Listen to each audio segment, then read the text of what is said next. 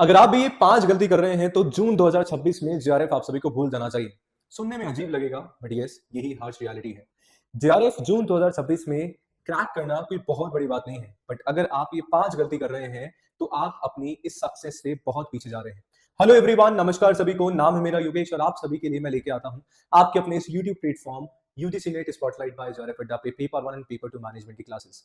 तो अगर आप सीरियस एस्पिरेंट हैं, अगर आप जून 2026 में यूजीसी नेट जेआरएफ क्रैक करने का सोच रहे हैं तो इस सेशन को एंड तक जरूर देखना है। और इस सेशन में उन 5 गलतियों के बारे में हम लोग बात करेंगे जो हर कोई एस्पिरेंट अभी 100% कर ही रहा होगा। और अगर आप भी वो सेम मिस्टेक करते हैं तो आज के बाद आप सभी को वो मिस्टेक नहीं करनी है। सबसे पहली मिस्टेक, यूजुअली जब भी हम लोग करते हैं किसी भी एग्जामिनेशन के लिए, एक प्रॉपर स्ट्रैटेजी हम लोग नहीं बनाते हैं, एक प्रॉपर प्लान हम लोग नहीं बनाते हैं।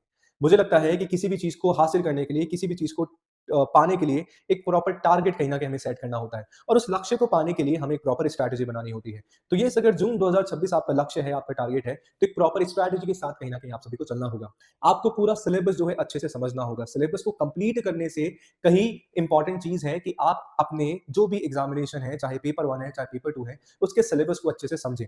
उस सिलेबस को समझ के जो भी आपके प्रायोरिटी टॉपिक्स हैं उनको कहीं ना कहीं निकालें। क्योंकि जैसा कि हमेशा से आप सभी का बोला जाता है कि आप सभी का 60% सिलेबस जो है आपके 30% पर्टिकुलर सिलेबस से ही आता है। आपको बड़ा अजीब लग रहा होगा सुनने में बट यही इंपॉर्टेंट चीज आपको ध्यान में रखनी है। कुछ ऐसी स्पेसिफिक चीज होती है हमारे, चाहे पेपर 1 चाहे पेपर 2 के सिलेबस में, जो ऐसे पॉइंट्स हैं, जो ऐसे टॉपिक्स हैं जो हर साल एग्जामिनेशन में रिपीट हो रहे हैं, यानी कि वो आप सभी के लिए टॉप प्रायोरिटी टॉपिक्स होते हैं। अब इन प्रायोरिटी टॉपिक्स को निकालना कैसे है, इसके बारे में मैंने आप सभी को प्रीवियस लेक्चर में, प्रीवियस वीडियो में समझाया था, जाके जरूर से देखिएगा। तो यानी कि सबसे पहले आप सभी को करना है कि जो भी आपके प्रायोरिटी टॉपिक्स हैं उनको निकालो और उनको अच्छे से आप पढ़ना शुरू रख दें।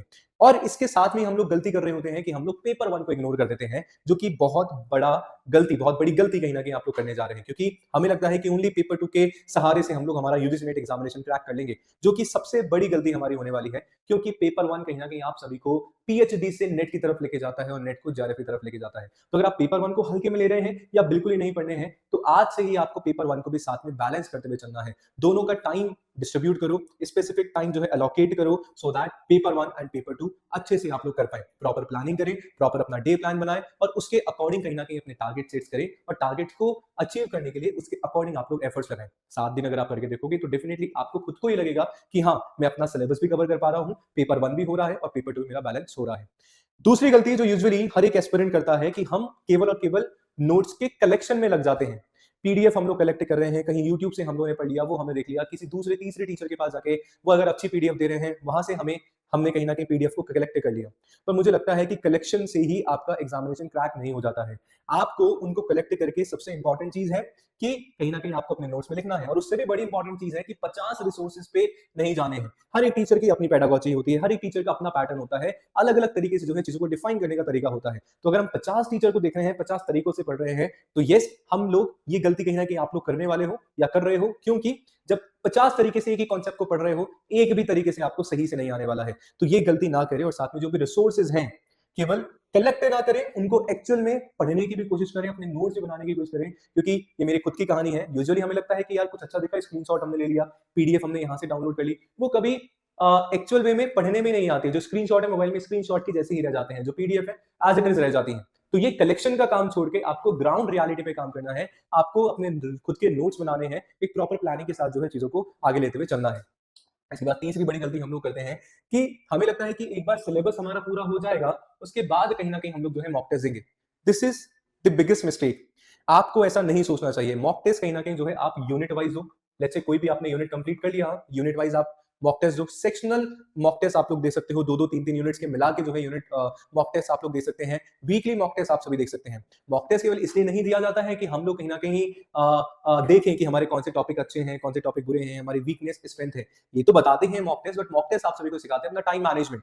मॉक टेस्ट आप सभी को सिखाते हैं कंसिस्टेंसी, कि 3 घंटे तक अपना दिमाग को कॉन्सेंट्रेट किस तरीके से रखना है, ये मॉक टेस्ट आप सभी को सिखाता है। और जब एग्जामिनेशन से थोड़े दिन पहले कर रहे होते हैं तो हैबिट हमारे माइंड में डेवलप नहीं हो पाती है। आई होप आप सभी अग्री करोगे इस बात पे। तो ये जो हैबिट है हमें फ्रॉम द बिगिनिंग, आज से ही, अभी से ही कहीं ना कहीं डेवलप करनी है, सो दैट हमारा ब्रेन जो है आगे आने वाले एग्जामिनेशन के लिए तैयार हो जाए। और जब एक्चुअल एग्जामिनेशन हमारा दे तो ये जो प्रॉब्लम आपको फेस होती है टाइम मैनेजमेंट की, डिस्ट्रैक्शन की, ये कहीं ना कहीं आप सभी को नहीं हो।